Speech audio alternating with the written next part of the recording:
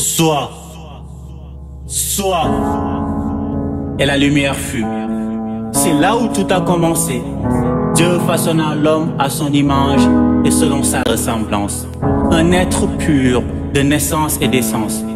Beau à l'image de son créateur, ce fut sa plus belle création. Il sera nommé Adam.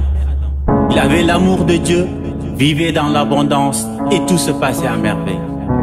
Le temps passe, les événements suivent. Plusieurs siècles nous séparent d'Adam. Mais tout comme lui, nous naissons avec une âme pure. Une source de lumière pour notre entourage.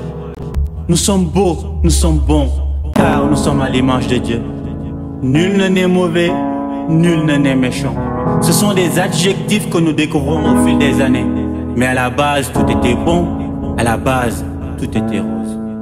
À la base, j'étais un être joyeux, radieux et bienveillant. En gros, magnifique.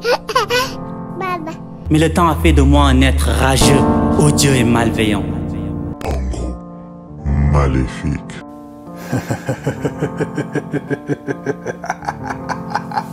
Moi qui jadis étais une page blanche, je commence à sentir des ratures. Mon âme est touchée, je suis sur le point de couler.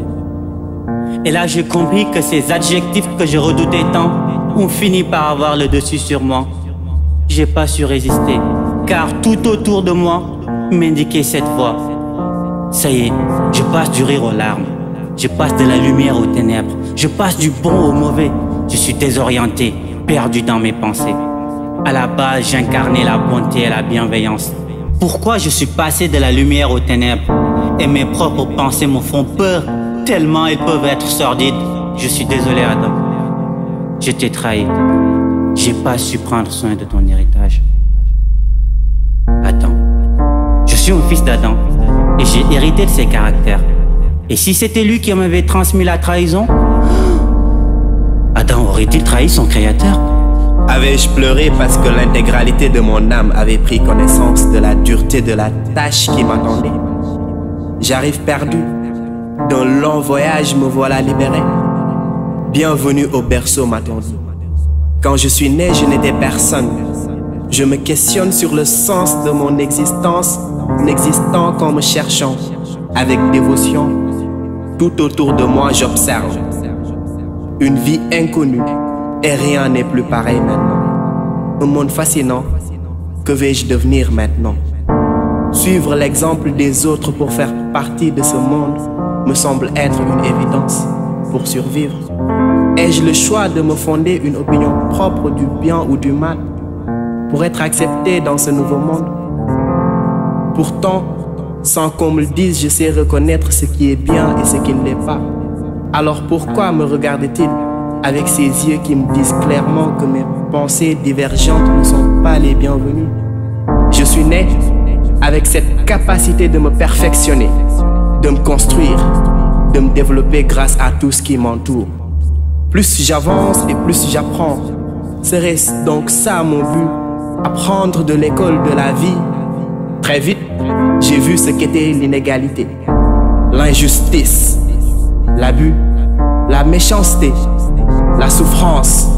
Une jungle est donc ce nouveau monde, dites-moi, où les membres s'entretuent sans raison apparente. Et dans cette jungle, j'ai fini par devenir comme certains de mes voisins, par peur de paraître faible.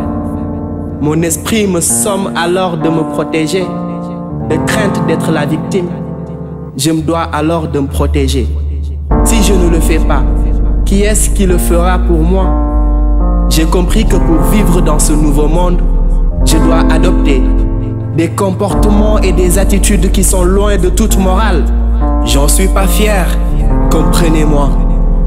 J'ai choisi de me protéger tout simplement. J'ai vaincu ce que j'ai vécu. J'ai vécu ce que j'ai vaincu. Mon âme, mon arme, mon armure ne se désarme point, même devant des vacarmes. Des larmes sur nos visages consolent nos drames. Au calme près de Dieu, flemme des péchés. Car à chaque pas on est près des cieux, même si la réussite me demande de me dépêcher.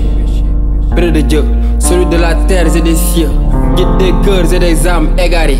L'unique qui ne snobe jamais, une main qui est en train de le chercher. Oreille contre la montre, notre sommeil toque tic, tac, tic, Tac, puis l'homme étonnant le monde. Feuille blanche, destin turbulent.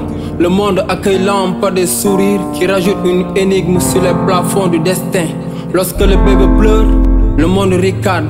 La joie jubile comme une fine frime en filigrane. C'est le début du paradoxe, destiné à être confiné dans sa propre mentalité. Nous sommes ce qu'on reçoit des autres. Nous sommes le résultat d'un tirage au sort. Qui d'entre nous a choisi d'être beau, belle ou infirme? Mais chacun d'entre nous choisit d'être bien, radieux, fort, intelligent. Avoir entièrement confiance en une personne est le meilleur moyen de se suicider. L'homme n'est ni bon ni mauvais gratuitement, il est méchant par défense. Car c'est au commencement que tout a commencé. Commencer à devenir flou, puis ça a recommencé à recommander, à commenter sur les autres. Certains ont tué des hommes pour des intérêts, prétextant que c'était pour dévier le monde de ses vacarmes. Est-ce qu'une arme de sang peut jubiler tel un sauveur menteur? Si c'est ça la science, vive l'ignorance.